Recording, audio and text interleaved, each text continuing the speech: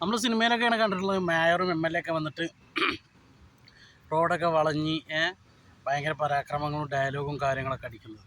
പക്ഷേ യഥാർത്ഥത്തിൽ അങ്ങനെയല്ലല്ലോ. യഥാർത്ഥത്തിൽ തെറ്റുകൾ കണ്ടിട്ടുണ്ടെങ്കിൽ നിയമപരമായിട്ട് നീങ്ങാനും എല്ലാം മുൻപന്തിയിൽ നിൽക്കേണ്ട ആളുകൾ, മാതൃക കാണിക്കേണ്ട മേയറും എം എൽ എ ഒക്കെ വന്നിട്ട് നടു റോട്ടിൽ ബസ്സിനെ വളഞ്ഞ് ബസ്സുകാരെ മോശമായിട്ട് പെരുമാറി എന്നുള്ള ആംഗ്യം കാണിച്ചു എന്നുള്ളതൊക്കെ പറഞ്ഞിട്ട് നടു റോട്ടിൽ സിഗ്നലൊക്കെ വെട്ടി സിഗ്നലിൻ്റെ മുന്നിലാണ് നിന്നിട്ട് റോഡ് ബ്ലോക്ക് ചെയ്തിട്ട് മാറ്റി തമ്മാടത്തിനെ കാട്ടുന്നത്. ഇതിനെ സപ്പോർട്ട് ചെയ്യാൻ കുറേ മാധ്യമക്കാരും കുറേ ആളുകളും, എന്നിട്ട് അയാൾ മദ്യപിച്ചിരിക്കണം, അയാൾ ലഹരിയിലാണെന്നൊക്കെ പറഞ്ഞിട്ടുള്ള ഗോസിപ്പുകൾ വേറെ വിടുക.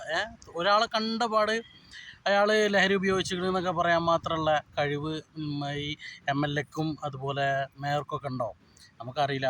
സംഭവം എന്തായാലും ഇതിന് മുമ്പ് ഈ ഡ്രൈവർ ഇതിന് മുമ്പ് 1-2 കേസിലൊക്കെ ഇടപെട്ടിരിക്കണമെന്നൊക്കെ പറഞ്ഞു. പക്ഷേ എത്ര ആയാലും നടുറോട്ടിൽ വെച്ചിട്ട് പബ്ലിക് പറ്റ ലോക്കൽസ് ചെയ്യുന്ന അതുപോലെ റോഡ് ബ്ലോക്ക് ചെയ്ത് വണ്ടിൻ്റെ മുമ്പിൽ വട്ടിട്ടിട്ട് ഇതുപോലെ തടഞ്ഞു നിർത്താനും ദേഷ്യപ്പെടാനും ഒന്നിനും മേയറായിക്കോട്ടെ ഏത് കൊമ്പനായിക്കോട്ടെ ആർക്കും അവകാശമില്ല എന്നുള്ള കാര്യം എല്ലാവർക്കും പച്ചയായിട്ട് അറിയുന്നതാണ്.